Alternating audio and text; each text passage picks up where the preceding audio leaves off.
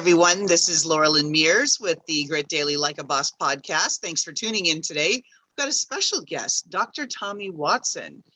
He has got a number of lessons that he wants to share with us. He's gone through some things in life, as many of us have, but he's been able to work with those lessons and work through them. And that grit and resilience and faith has brought him to a new level in his personal state of being.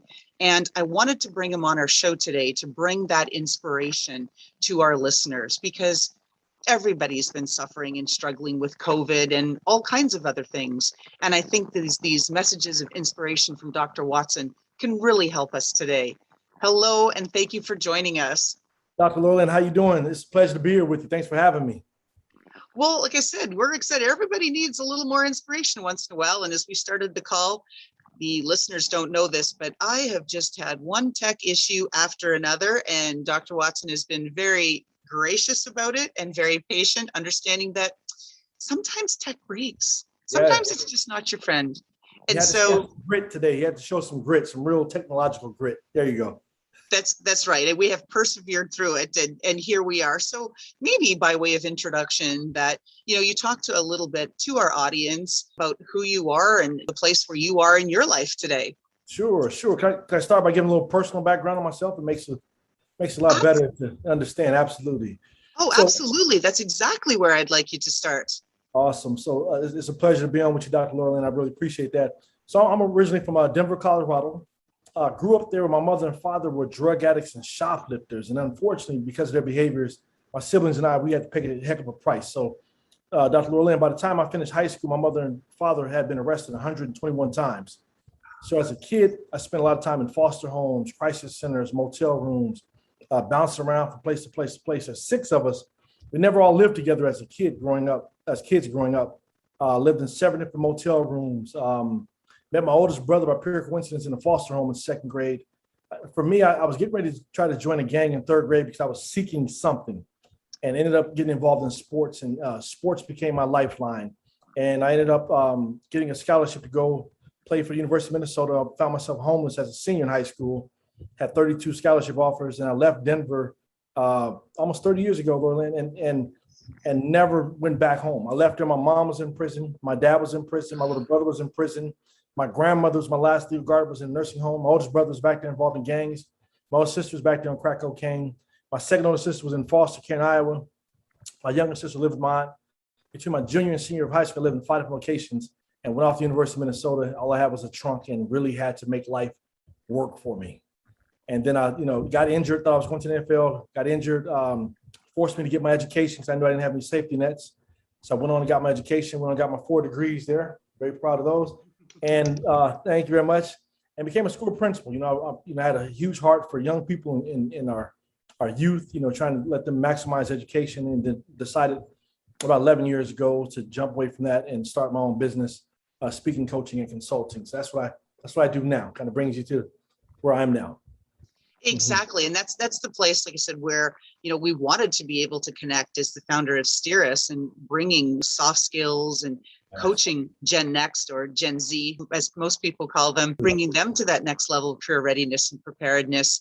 Maybe you could talk to us a little bit about your experiences as you're coaching this next generation and trying to help them move forward.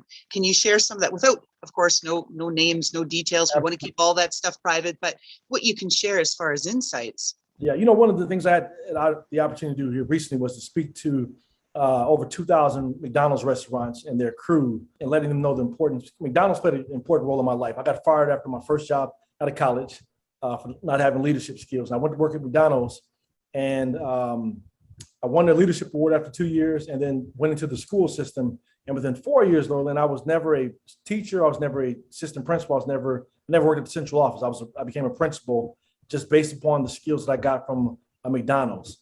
So one thing I was telling the crew people that is so important. This is one of the things I had to learn how to do as a young person as well. And I transferred this over to what I coach people on today, though. I had to learn how to dream beyond my circumstances in order to get beyond the challenges that I was facing. It's so important to have a vision. If you don't have a vision for yourself, a goal, a plan every day you wake up, I always tell people, be aware that someone else has a vision and a goal and a plan for your life. So every day you have to wake up dreaming, thinking about what it is you want to do. Tap into the things that you love doing. You know, I played sports, but had someone come along and told me, Loralyn, about the opportunities to, for leadership and entrepreneurship. That would have been really great for me. So I tell a lot of young people and people I'm coaching, though, to really, really tap into what it is that drives you, what motivates you, what you truly desire, and not what you've been told to desire. That makes sense. It absolutely does. And I think you also raise another really good point is we're looking around and you're hearing all kinds of, well, complaints. I mean, let's be honest and call them for what they are, from restaurateurs, franchise. I shouldn't say French fries. You got me thinking about McDonald's now. Franchise owners who are saying that they can't find any talent. And there's a lot of young people that I've spoken to that said, well, why would I want to work at, whatever, insert fast food chain here? And companies like McDonald's, like Starbucks, they have tremendous leadership, learning and training programs. And there's a lot to be said for learning on the job when you have to deal with that tough nugget customer, right? Who's not so happy with whatever you just prepared for them. Absolutely. That my McDonald's experience, I tell people that was probably one of the greatest experiences I had in terms of work history, because again, I got a chance to make mistakes on McDonald's dime. I went in their global management training program, had to learn how to develop people, train people, in some cases terminate people, but a lot of it I learned about marketing. But most people don't realize that your average McDonald's restaurant is usually about a $1 to $2 million business. So if you can jump in there as a young person, and even as an older person, I went there to work at McDonald's in my mid 20s, almost 30s, with a college degree.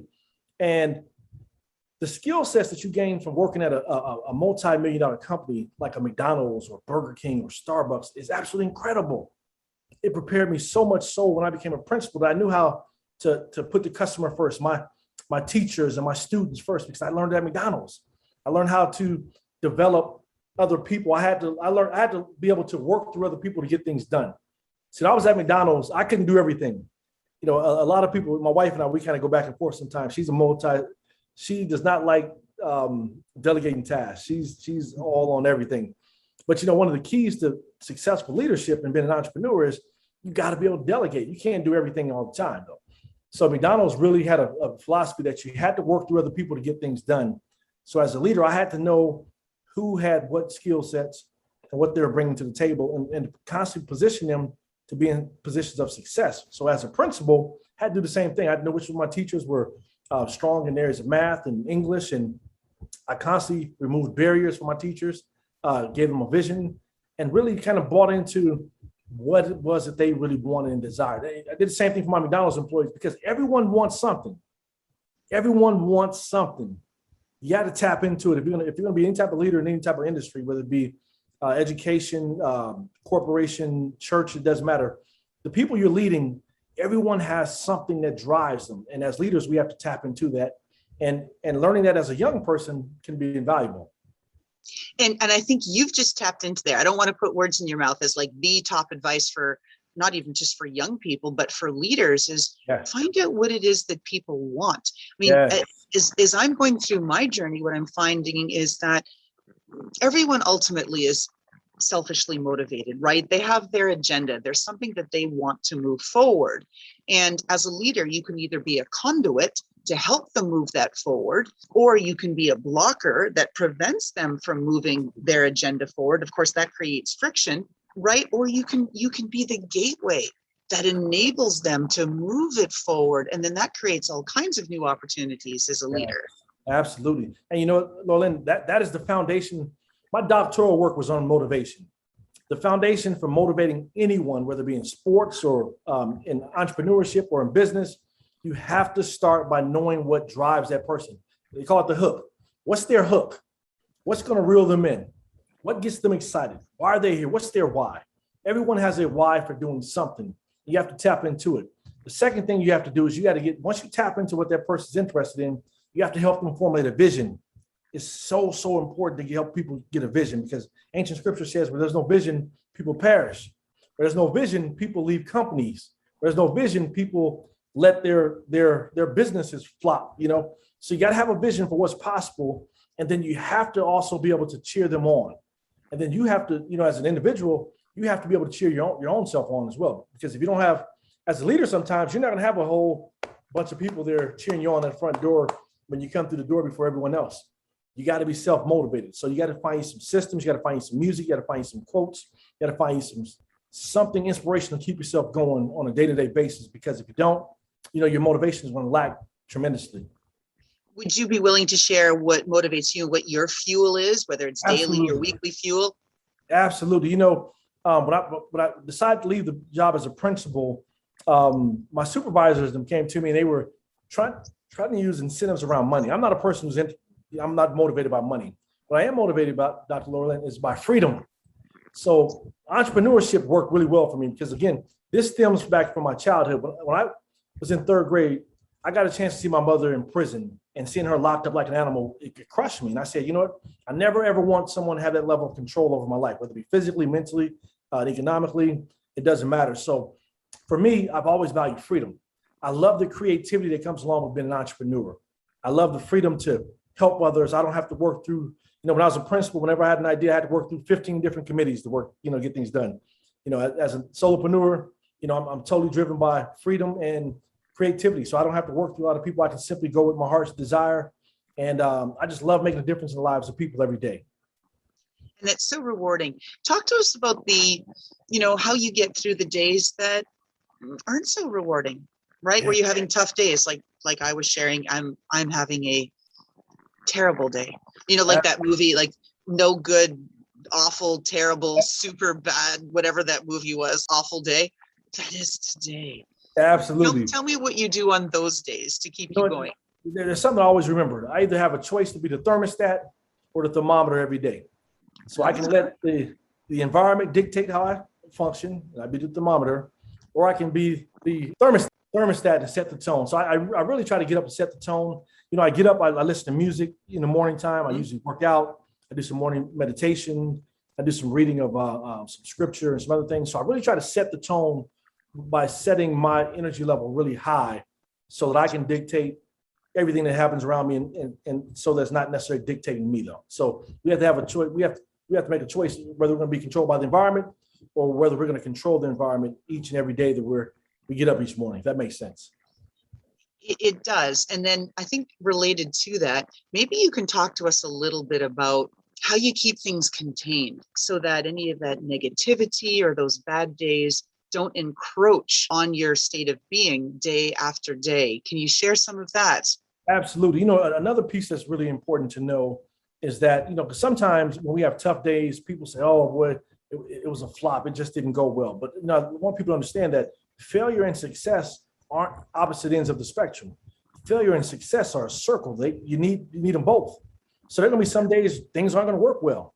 So at the end of the day, you have to say, okay, what did I learn from this? And then what am I going to do differently tomorrow? Knowing that failure and success are intertwined in our circle are very, very critical things to know as a business leader or entrepreneur or whatever it may be, because then you start recognizing, realizing that you really don't have any bad days. You have some days where you just simply learn more than other days. So we have to ask ourselves the question again, what did I learn from this day? And what will I do differently tomorrow? And that really helps and sets the perspective for all of us. And I do it for myself as well, And sometimes when I'm having those days where things just, I'm constantly learning, I kind of stop my day early and take some notes and then kind of meditate over what went wrong or what didn't go as I wanted to go, and then come back with a plan to address those the following day. I like that. And I really believe that there is no such thing as coincidence, right? Things are supposed to happen as they're supposed to happen. Absolutely. We were scheduled to do this podcast, I don't know, whatever it was, a month ago. And then life happened on both sides. We rescheduled. Here we go. And despite the best efforts of the universe to try to prevent that from happening today with that little technical glitch we had earlier, it happened. And I believe it's happening for me today. And you're telling me exactly that, because this is a day that I have, let's put it this way, and in your words, I've been learning all day. Lots of learning today. Yes. So our conversation tonight is very timely, and it's a good opportunity to reset and recalibrate. But in that vein, one of the questions I really like to ask my guests is, if I gave you an undo button, would you go back and you could go back, I should say, and undo one thing, what would you undo? That's a great question. I would say that I wouldn't undo anything. I wouldn't be who I am today without the trials and tribulations, the agony, the defeat, the victories. I wouldn't be who I am today. So I would not go back and do anything different, as difficult as it's been. Now, I would also say that I wouldn't want to necessarily go back and relive those moments either, though. But each of those moments have made me who I am today and have brought me to a certain place where I think a certain way. I often tell people that sometimes in life, Loralyn, that adversity is a far better teacher than victory. If you simply go through life winning, what do you learn from winning all the time? What do you learn from easy? What do you learn from running through the finish line unscathed? Sometimes we got to get some bumps and bruises. That's where we really learn as much as we possibly can from adversity. So all the adversities that I faced in my life have really been instrumental in teaching me who I am, what's important to me, who's important to me. So yeah, I wouldn't go back and change a thing. No, and I love how you've taken, not just negative, but some just heartbreaking childhood experiences that you've had, and you found a way to not let them define you in that sense, but in the same sense, you've used them to fuel who you wanted to become and who you have become. This is an incredible story of perseverance, of resilience, of vision, of intention. Yes. And I'm actually getting ready to launch my coaching program, a new coaching program I'm going to be doing here. It's called the $1 Million Business Pathway. And one of the key components is, I tell people that your purpose in life is not connected to something out there. Your purpose in life has been connected to something here. Our purpose is connected to our story, something we've been living our whole lives. Malcolm Gladwell talks about 10,000 hours. 10,000 hours are the things we spent time doing, 10 years experiencing. So our stories and purpose and everything we're looking for joy are never out there. They're already in here. But sometimes we have to reflect back in order to go forward. So we'll be talking about a lot of that and really helping people hone their stories. And for those individuals who want to take their stories and create entrepreneurial opportunities for them, it's going to be a great program for them. So, adversity is a great teacher. It's a really good teacher. Yes. Yes, it is. It's a harsh lesson or lessons to learn, but definitely there. We'll have to include that link in our podcast abstract and brief there to your new program. So we want to be sure to promote that. Is there a link that you already have already that you can tell our audience? They can go to tawatson.com. They'll be able to find some more information about the $1 Million Business Pathway as well. But it'll be launching in November. So stay tuned. Put your information in there. We're gonna get you that information as soon as possible. So we're looking forward to have you join us. Yes. Oh, fantastic. So we'll be sure to include that link. And now, just with respect to, the shift towards entrepreneurism, if you look at the statistics, last year in 2020, 4.2 million new businesses launched in the US. And an average year, it's about 2 million. Yes. So there seems to be a shift. And that said, given that you've been a principal and you work with, college and undergraduate students and high school students and even younger students, and you've had those experiences, how do you think the future of work is evolving, and what needs to change in our educational system to really meet up with today's demand and today's directions? Yeah, that is a great question. I think one of the reasons that things shifted so much in 2020 was because of the adversity. There's some creative things that takes place when things are good for you. You don't necessarily think, and you're not really creative, you're not resourceful, but when you have challenging times, that's when you're at your best. And, I used to often challenge my teachers in our building to say, let's make sure we're developing critical thinkers. We want our kids to be critical thinkers, because if a kid can be dropped off in the middle of anywhere and figure out a way to survive, whether it be coming up with entrepreneurial activities or just connecting with people, learning the language, that gives them a great sense of purpose. It gives them a chance to evolve and do great things in our society. But I think one of the things that's missing in the workplace and in our schools is the ability to be critical thinkers. I think we're trying to mass produce everyone to be the same type of individuals, and we have to simply embrace it. There are some people who, being a principal, I loved it, but it just wasn't for me at the end of the day because there was too many things that I was trying to do that didn't work within the system. So we have to allow the freedom for people to be creative, but at the same time, we want to push them along to get things done as well. So our schools are really missing out on an opportunity. We need to insert more opportunities for them to be critical thinkers and be creative.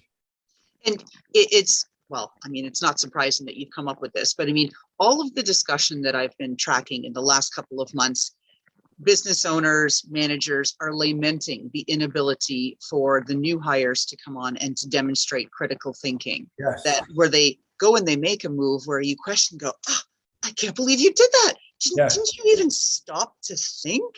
Right. And I see these examples regularly. We work with a number of interns at Steeris and what we do. And these interns will put out content on YouTube.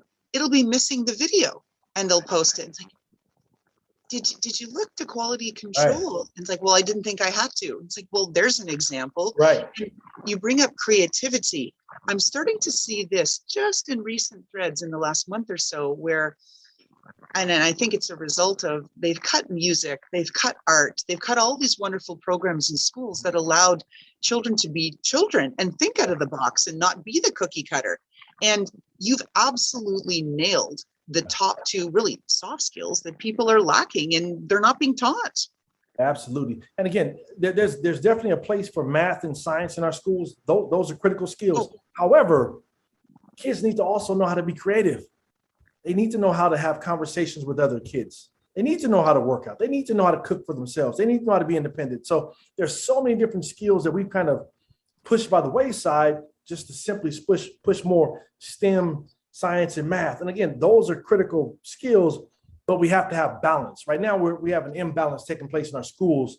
And I'm hoping that we get more of a shift back to the they call STEAM, where you have the science, technology, engineering, and arts back in there, and math.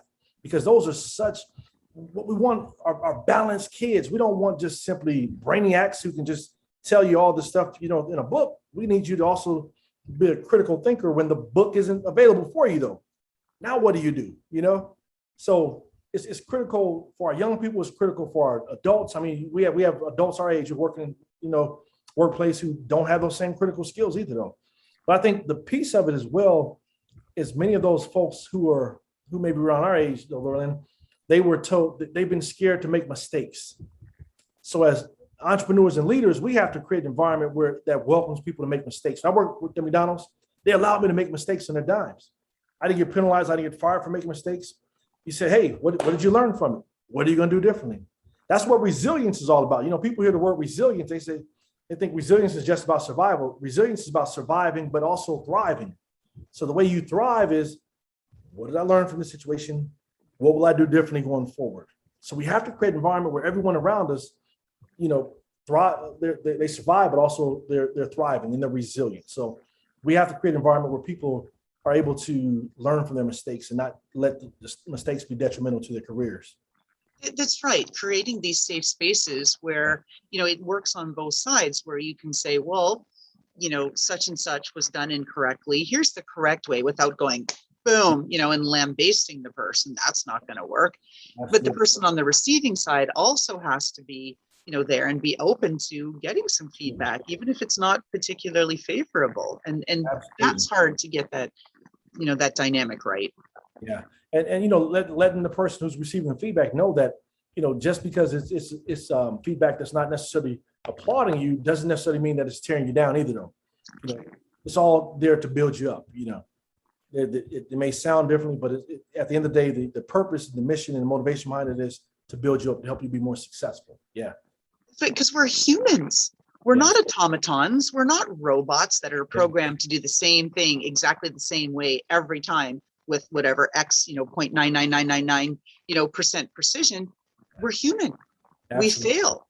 And we have to learn from that and evolve. And it's just, I'm loving this conversation. And so let me turn it around. What can our audience do for you, Dr. Watson? You've given us so many insights in your time here tonight. I'm such a big fan, Loralyn, on everyone has a story out there. You talk about a soft skill. That's one of the soft skills I think we're missing in our society, in our world. We're in a world right now where we have people who are on this side and people who are on this side. The way we come to the middle is by sharing our stories and experiences, because what's happening is the people over here are creating a story about the people over here. People over here are creating a story about the people over here, though. one of the ways that we can best come together as human beings and as a society is to begin to share our stories and our experiences. It's hard to hate or fear someone when you know their story, because now you get the why behind what it is that they do. So I really encourage our audience out there, spend some time sharing your story with someone. Share with your kids. Absolutely. Our kids love it sometimes. They get tired of it other times. But share it with someone who may be different from you. I mean, I love going to different parts of the country and just asking people, what is it like to grow up in a farm in Iowa? Tell me what it's like. What hardships did you face here? What did you do for fun? I mean, it's nothing like learning about someone who may not necessarily be in your immediate circle. So learn from others, share your stories and experiences, but also embrace and share theirs as well. That's the way we come together and stop creating these fear and these stories that don't necessarily reflect who either side is, because there's great people on both sides. And we want to come together as human beings and live together as human beings. That's one of the best things we can do, and share those stories, and follow me as well at tawatson.com and share those stories with me as well. Oh, for sure. And it's all about where, like you're saying, we have our own stories to tell. It's not our place to tell someone else's story. Right. I mean, we make up their story, right?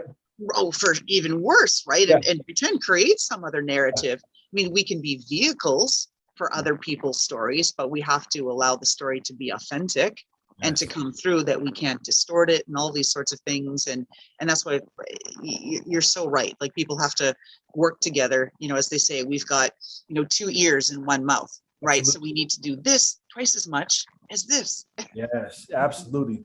And, we've been trained to listen to stories. You look at commercials are told through stories. Movies, of course, told through stories. From earliest ages of kids, we've been taught and trained to listen to stories. So it should be natural for us as adults to do more storytelling and sharing our own stories with each other as well. Perfect. Now, after all this serious conversation here, we've got a funny little question. It's our signature question here to wrap up our podcast. And it's all about telling us which pair of shoes best describes your personality. Are you a sneakers guy, a fancy dress shoes guy? And tell us about your favorite pair of shoes and how that exemplifies your personality. Wow. You know what? For my wedding, I have some real nice black. I like dress shoes. I really love dress shoes. I won't spend a lot of money on tennis shoes. I'll spend maybe $40-$50 on tennis shoes, but I go all in on dress shoes. So I have a pair of shiny black dress shoes that I just love dearly. And every time I get a chance to speak, I wear them. I was never in the military, but they shine just like the shoes of anyone in the military. They're spiffy, and so I like that polished look, though. So that's what defines me. Tennis shoes, I love wearing them when I'm not in suits, though. But they won't be at all. Absolutely.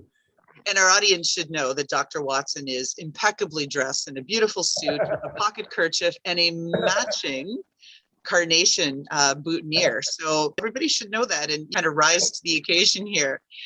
So with that, again, I want to thank Dr. Watson. You can find him at tawatson.com and voice your stories and take a moment to listen to other people and hear their stories. And as you said, if you're looking to find someone giving you some motivation, some inspiration, and to help nudge you along your path toward entrepreneurialism, check them out. Look forward to seeing you guys.